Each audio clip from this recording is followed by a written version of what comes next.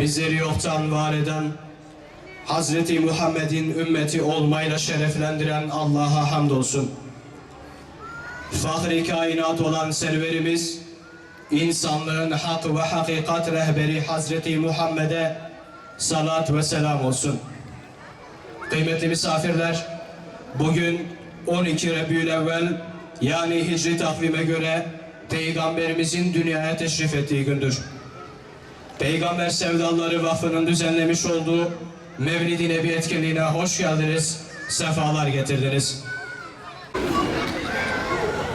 Euzubillahimineşşeytanirracim.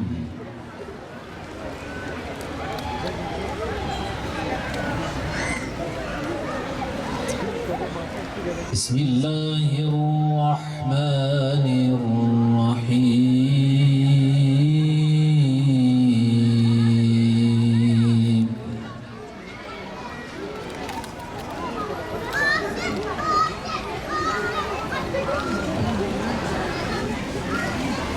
لقد كان لكم في رسول الله أسوة حسنة لمن كان يرجو الله.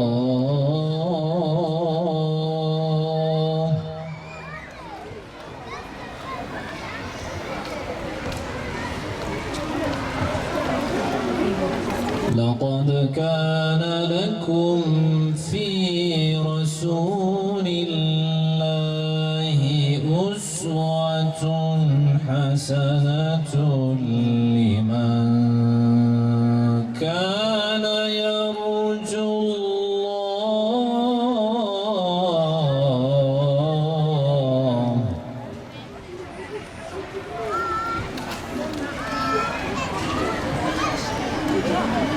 لقد كان لكم في رسول الله أسوة حسنة لمن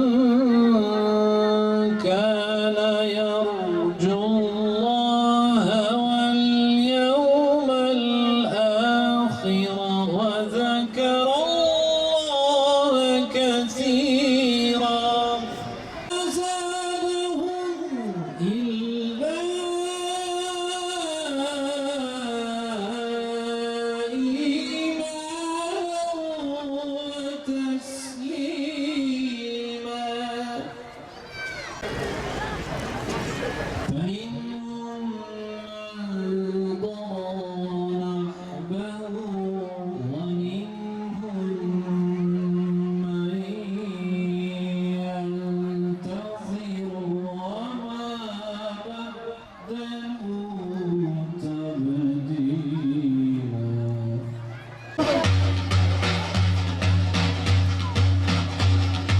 Bejim her hamdu senahi kalbu can hem dedin boy halakı kevnu mekan vi be insan da yezanin da kerem vendenu hem hikmetu ilmu kalem. الصلاة والسلام عليك يا رسول الله. الصلاة والسلام عليك يا حبيب الله. الصلاة والسلام عليك يا نبي الله. رب العالمين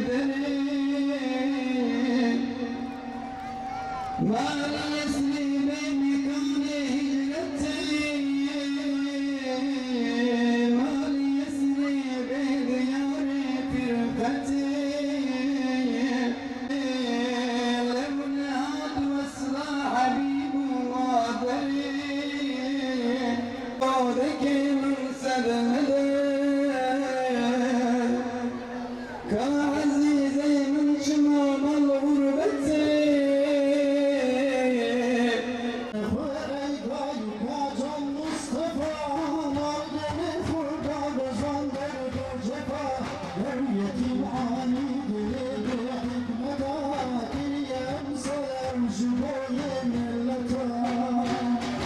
الصلاة والسلام عليك يا حبيب الله. سبب شاهي وكيف باشر قبر هجندي قد مستهير وكائنات سيدي ولو رأي روتي حياة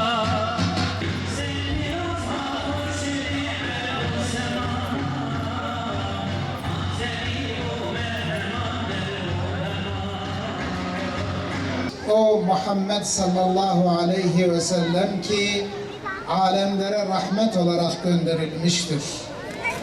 O Muhammed Mustafa sallallahu aleyhi ve sellem ki Allah Celle Celaluhu bizim için onun hakkında şöyle buyuruyor. لَقَدْ كَانَ لَكُمْ فِي رَسُولِ اللّٰهِ أُسْوَةٌ حَسَنَةٌ لمن كان يرجو الله واليوم الآخر وذكر الله كثيرا. Sadakallahul azim. Şüphesiz sizin için Allah'ın Resulü'nde güzel örnek vardır. Sizler kimsiniz? Allah'tan rahmet umut edenler ve ahireti umut edenler, ahiretteki kurtuluşu, kıyamet gününde kurtuluşu umanlar, işte onlar için Resulullah'ta güzel bir örnek vardır. Demek ki Peygamber Efendimiz sallallahu aleyhi ve sellemin hayatı, yaşayışı, hal hareketi, sözleri, davranışları bizim için örnektir. Eğer biz Allah'a inanıyorsak, eğer biz Allah'ın rahmetini umuyorsak ve eğer biz ahiret kurtuluşunu talep ediyorsak, Peygamber Efendimiz için, bizim için, evet Peygamber Efendimiz sallallahu aleyhi ve sellemin hayatında bizler için güzel örnek, güzel örnekler vardır. O zaman bizim de onun hayatını örnek almamız gerekir. Onun siretini okuduğumuz zaman, onun hayatını okuduğumuz zaman, onun hadis-i şeriflerini okuduğumuz zaman bunların her birisi bizim için örnek olmalıdır. Eğer örnek olursa işte o zaman biz onu sevmişiz, biz ona tabi olmuşuz ve biz gerçekten ona tabi olmuşuz. Evet, Peygamber Efendimiz sallallahu aleyhi ve selleme tabi olmak bizler için farzdır. Nasıl ki Allah Celle Celaluhu yine şöyle buyuruyor. قُلْ اِنْ كُنْتُمْ تُحِبُّونَ اللّٰهَ فَاتَّبِعُونِي يُحْبِبْكُمُ اللّٰهِ. Eğer siz gerçekten Allah'ı seviyorsanız bana uyun ki Allah da sizi sevsin. Demek ki biz Müslümanların Allah Resulüne tabi olmamız gerekir ve bu bizim üzerimizde farzdır. Çünkü o bize Allah Celle Celaluhu'nun emir ve yasaklarını getirmiş ve Allah'ın mesajını bize iletmiştir. O mesajı bizzat kendisi yaşamış ve bizim de yaşamamızı istemiş ve o halde eğer biz de onun gibi yaşamaya çalışırsak o zaman Allah Celle Celaluhu bizi sevecektir. Değerli Peygamber sevdalıları, Peygamber Efendimiz sallallahu aleyhi ve sellem Mekke-i Mükerreme'de 13 yıl İslam'ı tebliğ etti, tevhidi tebliğ etti, büyük işkencelere, büyük zorluklara katlandı, ta ki Mekke-i Mükerreme'den Medine'ye hicret etmek zorunda kaldı. Medine'de de İslam devletini kurdu ve İslam'ı yaymaya devam etti. İslam davetini dört bir tarafa yaymaya çalıştı. Bir reislere, devlet reislerine mektuplar gönderdi. İşte Medine-i Münevvere'de daha çok Yahudilerle maalesef uğraşmak zorunda kaldı. Yahudiler birkaç kabileydi Medine'de. Benu Nadir, Benu Kaynuka, Beni Kureyza ve en sonunda da Hayber. Evet, Benu Nadir, Peygamber Efendimiz Aleyhisselatü Vesselam'ı bir değirmen taşıyla ezmek istediler. Allah Celle Celaluhu ona haber verdi ve Peygamber Efendimiz Aleyhisselatü Vesselam da onları cezalandırdı ve hepsini yurtlarından sürgün etti. Sadece bir deve yükünü herkes alabildi. Diğer mallar, evleri hepsi Müslümanlara kaldı. Benu Kaynuka bir Müslüman hanımın namusuna el uzattılar. İşte bunun üzerine Peygamber Efendimiz sallallahu aleyhi ve sellem onları da cezalandırdı ve onları da Medine'den çıkardı. Benu Kureyza Handak Savaşı'nda hıyanet ettiler, ihanet ettiler ve Müslümanları arkadan vurdular. Allah Resulü sallallahu aleyhi ve sellem onları da cezalandırdı ve hatta eli silah tutanların hepsini idam ettirdi ama kadın ve çocuklara karışmadı. Ve en son Hayber, Hayber bir fitne yuvasına dönüştü. Bütün Yahudiler ve elebaşları orada toplandı. Her gün müşrikleri kışkırtıyorlar. Müslümanlar aleyhinde fitne yapmaya çalışıyorlardı. Ta ki Resulullah sallallahu aleyhi ve sellem Hayber'in üzerine de yürüdü ve Hayber'i de fethetti.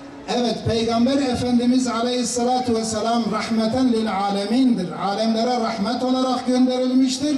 Fakat düşmanlar, müşrikler, Yahudiler her zaman Peygamber Efendimiz'e ve Peygamber Efendimiz'in ashabına düşmanlık ettiler ve onları yok etmeye çalıştılar. Medine'de kurulmuş olan İslam devletini tamamen kökten yıkmaya çalıştılar ve bin bir fitne kurmaya çalıştılar.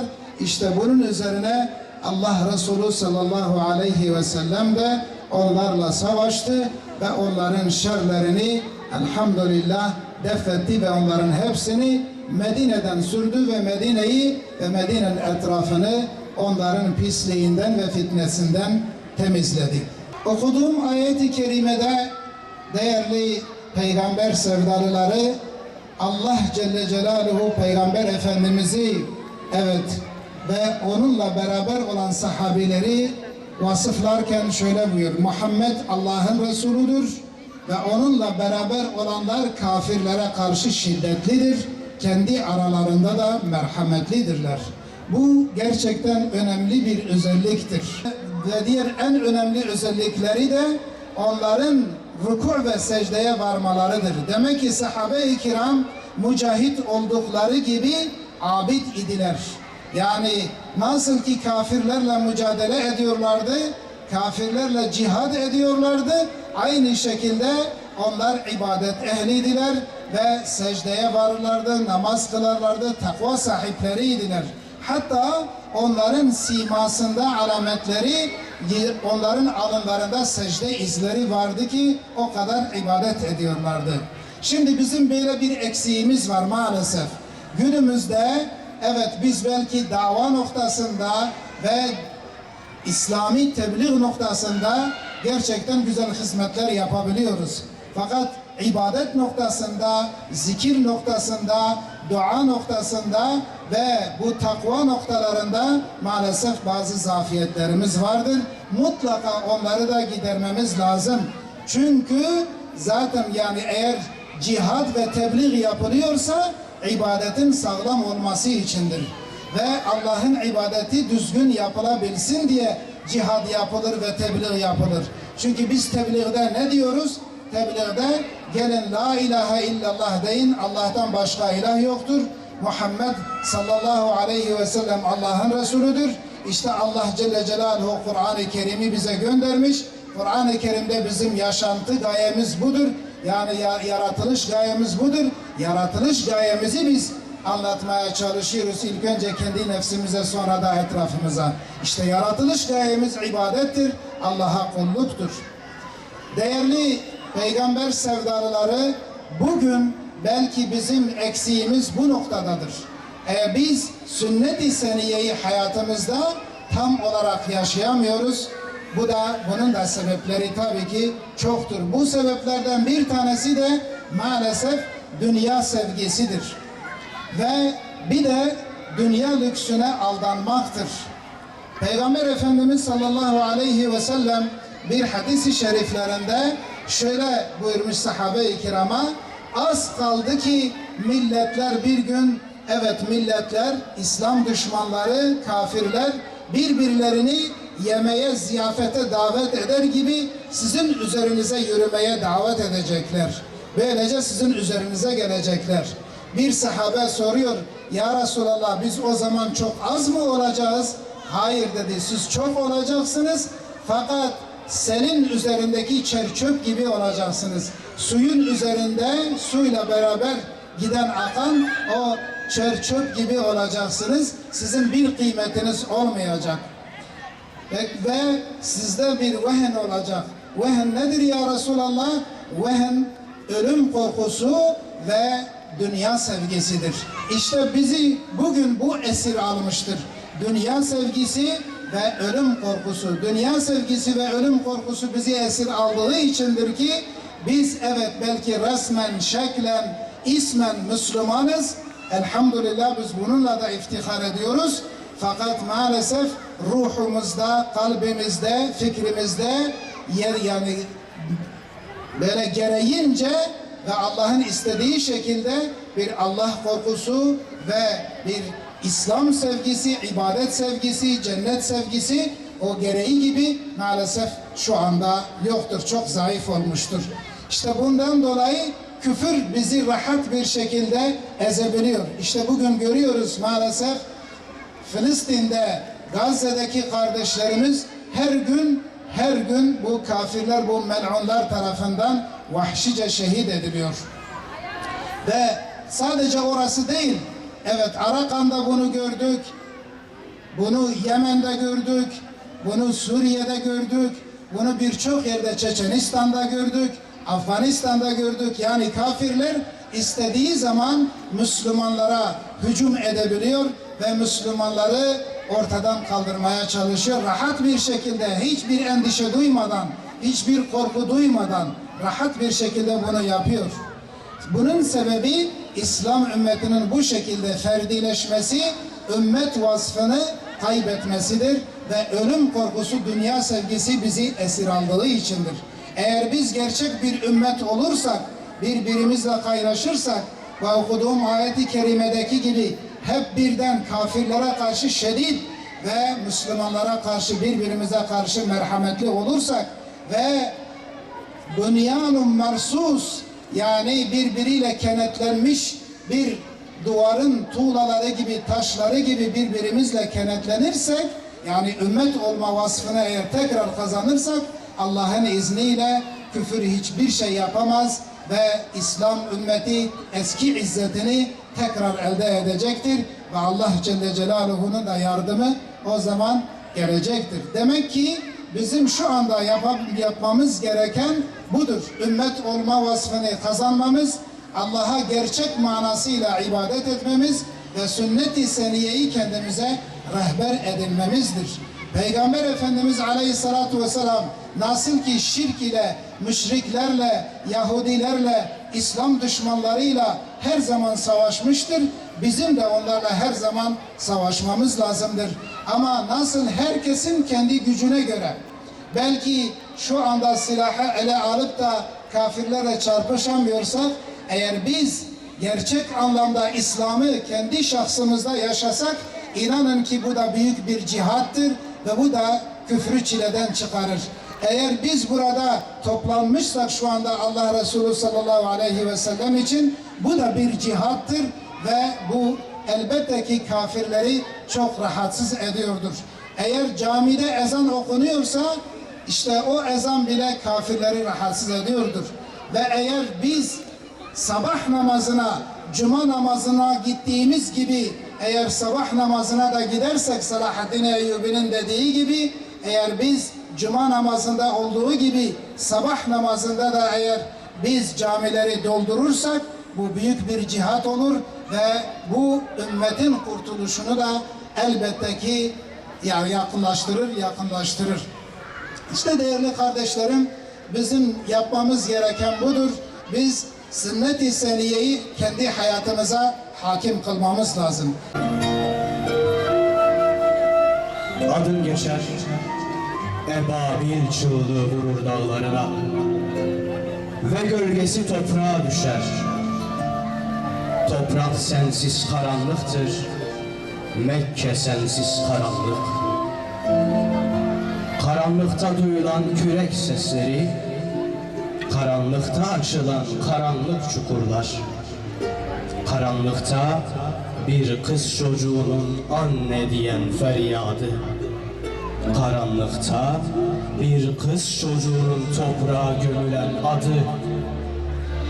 Çukurun yanı başında bir terlik, belli ki diğeri ayağında. Ve çukura bir yıldızın ışığı düşer. Gökyüzüne sürünce Cebrail kanadını, rengarenk melekler iner semadan.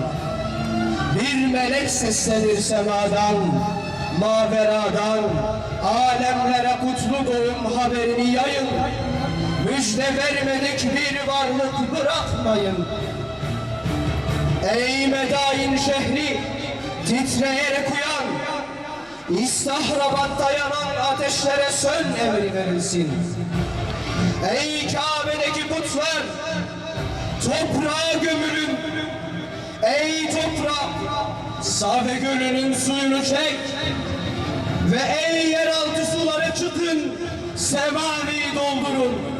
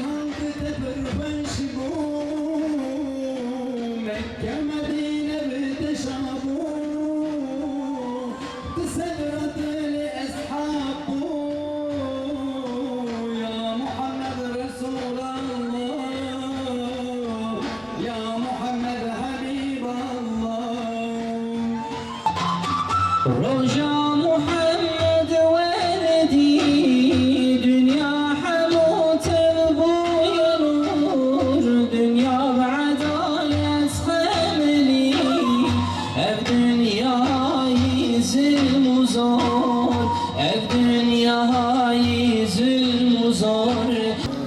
Ey yüceler yücesi Rabbimiz, alemlere rahmet olarak gönderdiğin İnsanlığın en büyük rehberi Hazreti Muhammed Mustafa sallallahu aleyhi ve sellemin doğumuyla dünyayı şereflendirdin bu mübarek gecede bizlere rahmetini lütfet.